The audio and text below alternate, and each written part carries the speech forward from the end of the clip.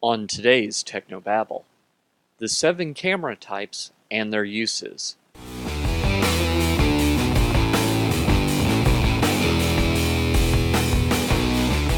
This is Tech No Babble, your weekly source for church video and graphics news, perspectives, tips, and tricks. And now here's your host, Paul Clifford.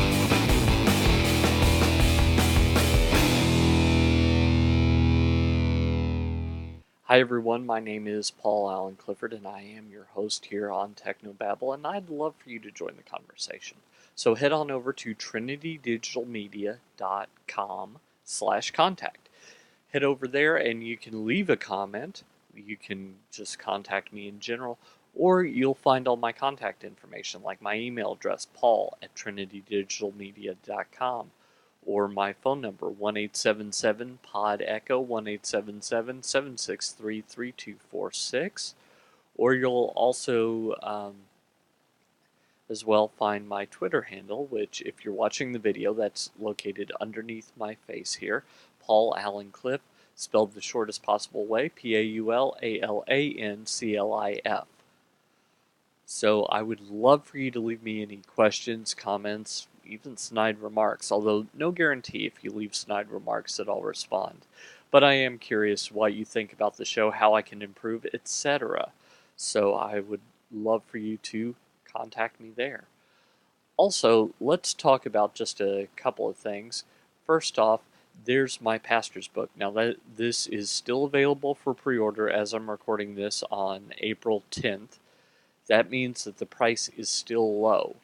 It will not always be low. So what you want to do is you want to head over to Amazon.com and search for it and pre-order it right now. When it comes out at the beginning of next month, first couple of days of next month, I believe, they will charge your card and send it to you. If you just want to make it easy, head over to trinitydigitalmedia.com/whatlifebook or trinitydigitalmedia.com/whatlife, and that should take you there too, and that will enable you to pre-order it at the discounted rate now. Now, I think that this is going to be a bestseller in the Christian category, so I would expect that you're going to hear more and more about this as my pastor is doing things out and about. It is forwarded by Bill Hybels, so this isn't just, hey, I threw something together in a weekend kind of book, and it's published by Tyndale House. So again, it's a decent book. It's not something that you get for free when you enter someone's email address. So that's what I want you to know about it. It's not a quote-unquote ebook, which is 2 paragraphs long. It is a substantial work. So it's something that I really believe that most people need to know about. Also, the churchtechcast.com's podcasts and live streaming shows are supported by viewers like you. Thanks to everyone who has supported so far. I actually had a dream last night that I had 15 times the people supporting the show that I do currently, and that would be so great if more people would hop in. We're talking about cameras today, and I'm looking at a couple of cameras that I don't frankly have the money for, but it would be great if we could band together as a community and just help support the idea of top quality live streaming and pre-recorded church tech training. And I see it as possible. I see it as possible that we could have this network available as a resource to churches all over the world. And that's really my dream. So head over to patreon.com/Paul Allen Cliff, patreon.com/Paul Allen Cliff, PAULALANCLIF, and you can support the show for as little as just $1 a month. If everyone that engaged with me on a weekly basis supported the show with that, just $1, then I could set up a full studio and do this right and bring in other experts on other things that I'm not as good at. So if you think, man, I wish Paul did more on lighting or more on sound or more on IT, I've got people in mind. I just can't bring them in right now. So that's something that is coming down the pike if everything starts working well. So, without further ado, let's hop into the subject. I was thinking, because I get this question quite a lot, hey, I need a camera for under some amount of money. Usually it's that. What do you recommend? And that's actually the wrong question. The right question is, I want to do thus and so with my camera. Which camera should I buy? And then, what is, and then this is my budget. You see how that works? So, let's talk about the 7 types of cameras that you could buy and what the pros, cons, and uses of each of these types of cameras are.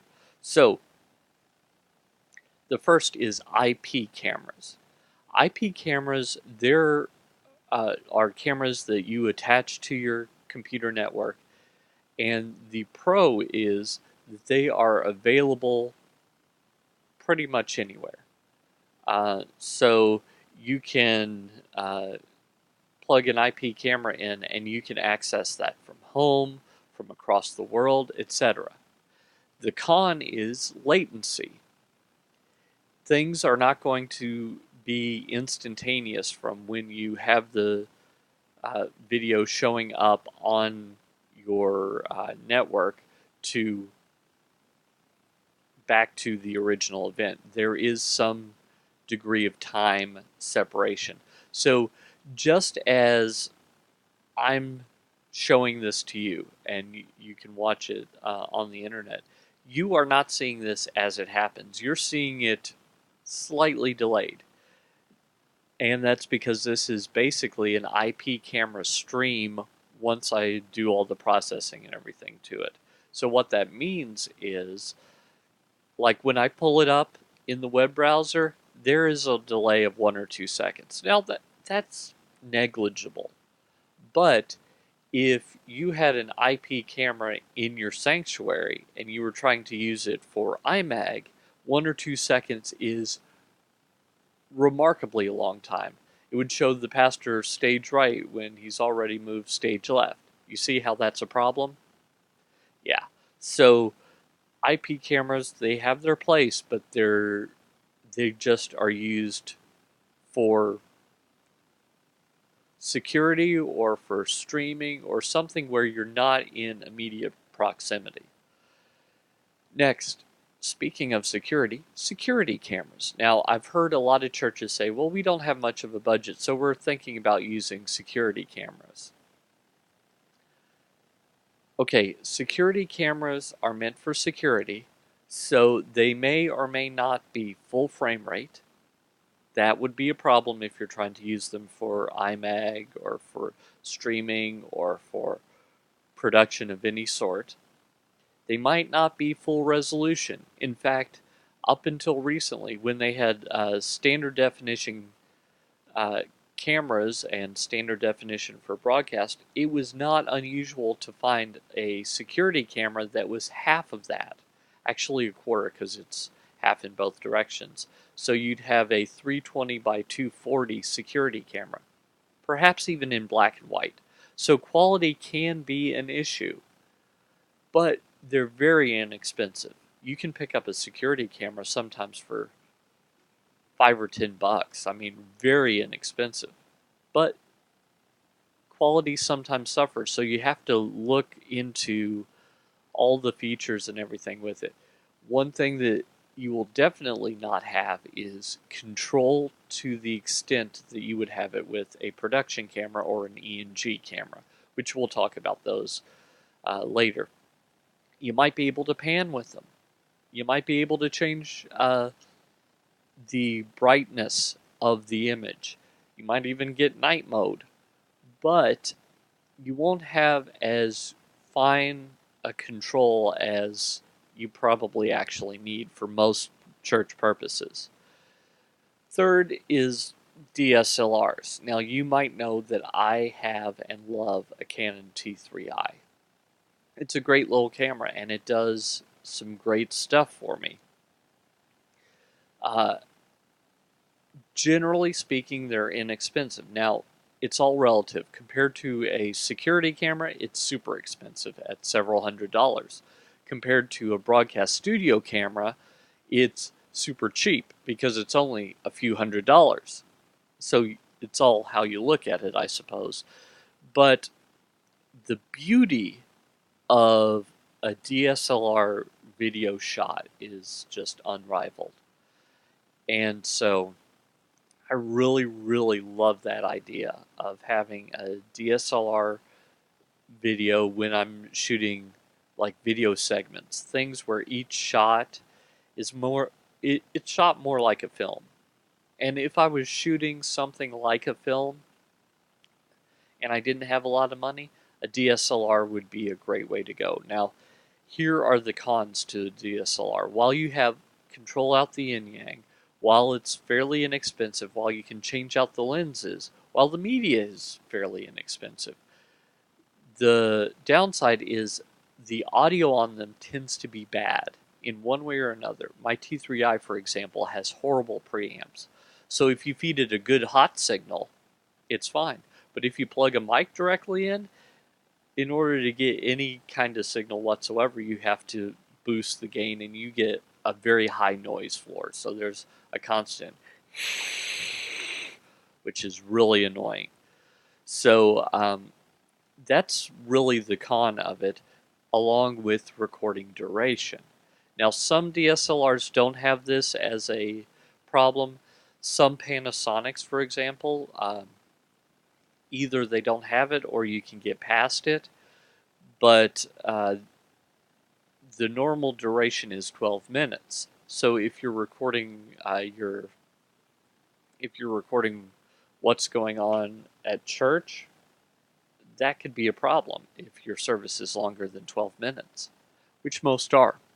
So they'll just stop recording, and then you need to start recording again. So that's a bit of an issue,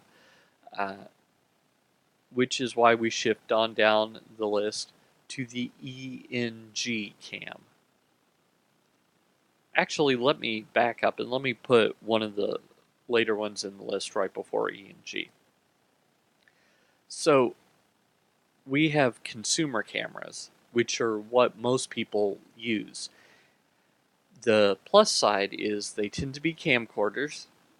They tend to be able to record longer durations. The downside is you lose a lot of control, and getting audio into them can be difficult. So I guess in that way they're kind of like DSLRs, that the audio can be problematic. Now you can record dual system sound, record audio off onto something like a Zoom H4 and then sync it in post-production, but that's another step. So if you're recording your service with these, you'll be able to record a good long duration. The video won't be as good because their chip size tends to be smaller. So that's less good, but sometimes I think DSLRs and consumer cameras are probably the bare minimum that I'd recommend to any church. Anytime someone says, hey, I found a security camera, I shudder. Anytime someone says, hey, I found an IP camera, I think, nope, not for church.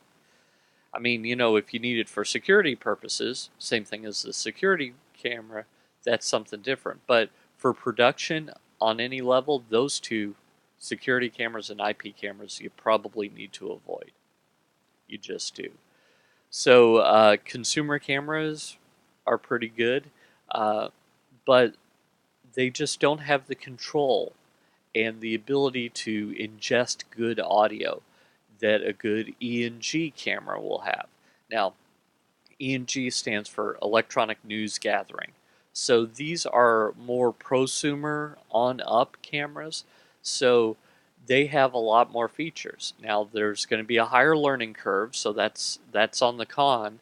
They're going to be more expensive than a DSLR. You're probably looking at 1,000 plus for each of these, but they're a better choice.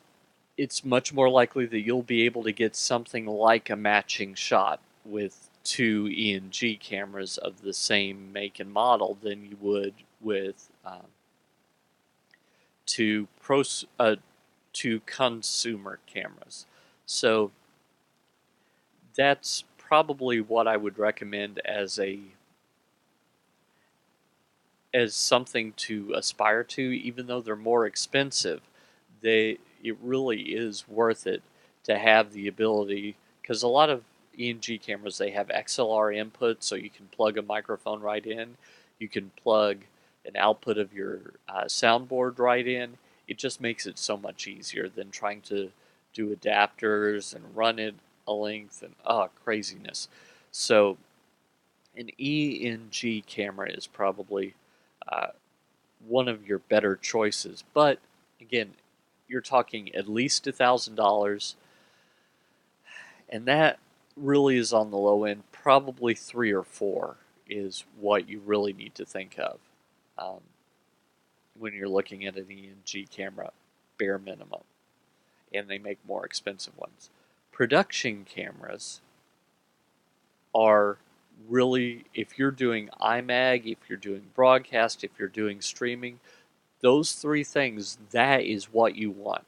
You want those kinds of things to be used. You really, really want the control of a production camera. You want to be able to have two pan bars on your tripod and controls. Focus on one side, zoom on the other for all your camera operators. You really do. You really want to have the ability to have camera control units so that the camera person doesn't have to shimmy over to the side and put their hand up and adjust the iris. Yeah, you don't want to do that. You want to have that in the abilities of the director or the engineer to deal with, to paint the cameras, to add a little more green if needed, take away a little blue if necessary, things like that. So that is the plus of a production camera. The minus is they are expensive. In fact, Blackmagic just introduced two production cameras, uh, a $2,000 one and a $3,000 one, and I'm looking at those going, oh, they're so inexpensive, and the video from them looks so great, and you have all the control. And you're probably thinking, if you're in the church, $3,000? That's so expensive. Yeah, production cameras can run tens of thousands of dollars. I've used $100,000 cameras before, so 3,000 seems cheap. So, do you understand what I'm saying? That, yeah, production cameras, that's their downside. They are not inexpensive things. They are pricey, and there's a reason for that. Do you think television stations just like throwing extra money at equipment? No. If they could get away with it, they'd use a $5 camera, but you can't get the type of quality they're trying to get with a $5 camera. You really need something better. So next, let's talk about pan-tilt cameras. I'm not talking necessarily about a pan-tilt camera support system that you put a regular camera on top of. I'm talking about an all-in-one unit. And the problem I see, well, they're more pricey than like an ENG camera or a DSLR. They may or may not have the level of control that you're looking for. But probably the biggest reason churches go for these is lack of needed space. So the footprint of a Pantilt can be about a square foot, so not very much. The footprint of a camera on a tripod is probably 12 times that. No. It would be 12 feet by 12 feet, probably. So you're looking at about 144 square feet. So that's much greater. But there's a reason for that. A Pantilt has a more robotic camera movement. Now, you don't necessarily need to. You've got a positive in the personnel department that one person can run multiple Pantilts. But while one person can run multiple Pantilts, the movement is robotic. It doesn't smoothly start and smoothly stop. It goes from 0 to 60 immediately. It's just boom. And maybe you can get it more subtle depending on the system. You can subtly move it this way and subtly move it that way, depending on the system. But it's still it lacks that human touch. So that's the con of those. So I didn't talk about special purpose cameras like the GoPro. I didn't talk about web cameras. Those are a couple of other things that you could use. But I think that web cameras tend to fall into the IP video security camera area of you generally won't want to use them. GoPros are very special purpose. They're not meant for live production. And their lenses are iffy for live production. Now, throw that on someone who's skydiving, perfect. But there's not a lot of skydiving inside a church service. There might be some, but there's not as much. So, I think that's just a couple of things for you to consider as you're looking at different kinds of equipment, as you're trying to figure out which to choose, which to buy, as you're trying to use the church's resources as best you can in your quest to go out and change eternity. Until next time, I'm Paul Allen Clifford with TrinityDigitalMedia.com.